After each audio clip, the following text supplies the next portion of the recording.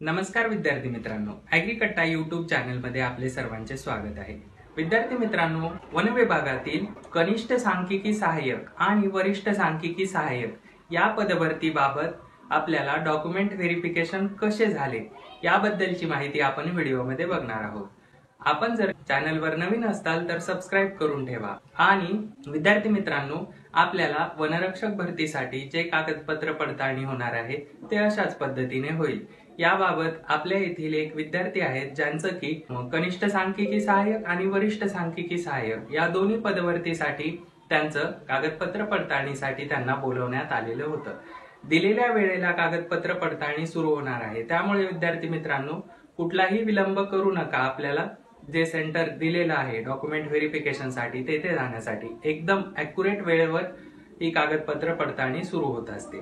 त्या ठिकाणी कशा प्रकारे झाली कागदपत्र पडताळणी, तर त्या ठिकाणी सर्व विद्यार्थ्यांना एकत्रितरित्या बोलवण्यात आले आणि विद्यार्थ्यांना त्यांच्या मार्कानुसार म्हणजे रँकनुसार त्यांना लिस्टने असं रांगेमध्ये बसवण्यात आले।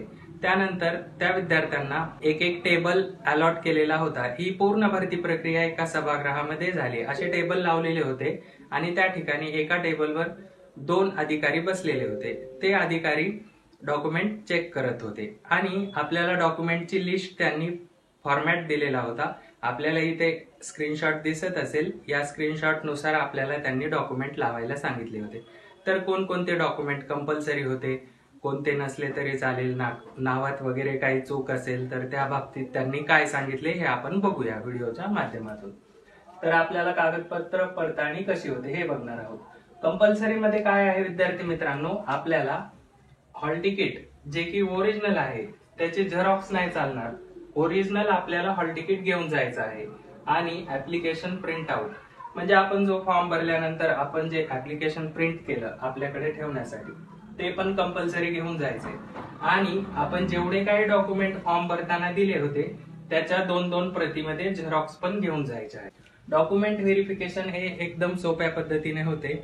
आपल्याला त्यांनी चेकलिस्ट दिलेली आहे, त्या चेकलिस्ट नुसार आपल्याला 2 बंच तयार करून घेऊन जायचे आहेत झेरॉक्सचे, एक ओरिजिनल आणि त्याच्यानंतर एक बंच पूर्ण या लिस्ट नुसार आणि दुसरा याच लिस्ट नुसार दुसरा एक बंच। आणि हे सर्व डॉक्युमेंट सेल्फ अटेस्टेड करून घेऊन जायचे म्हणजे स्वतः सही करून घेऊन जायचे आहे प्रत्येक डॉक्युमेंटवर।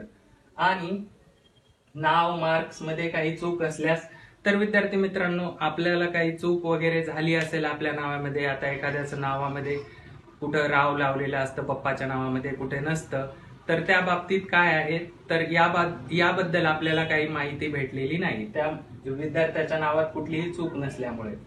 तर आपल्याला हे डॉक्युमेंट लागणार आहे। डॉक्युमेंटची पूर्ण तुम्हाला एक इथं स्क्रीनशॉट दिसत असेल किंवा आपल्या ॲग्रीकट्टा टेलिग्राम चॅनलवर मी ती लिस्ट तुम्हाला PDF पाठवून देईल। त्यानुसार आपल्याला डॉक्युमेंट आपले पूर्ण बरोबर आहेत किंवा नाही हे चेक करायचं आहे। हे सर्व कशामुळे तर विद्यार्थी मित्रांनो आपल्याला 9 जानेवारी 2024 यानंतर आपला पैसा संदर्भातील जो निकाल लागणार आहे त्यानंतर आपल्याला वन विभागातील वनरक्षक या पदाची जे आपले रिझल्ट डिक्लेअर व्हायचे आहेत ते लवकरच आपल्याला बघायला मिळणार आहेत। त्यानंतर आपले हे डॉक्युमेंट व्हेरिफिकेशन होणार आहे। त्यामुळे आपल्यासाठी हा व्हिडिओ महत्त्वाचा वाटला असेल तर लाईक करा आणि चॅनलवर नवीन असाल तर सबस्क्राइब करून ठेवा।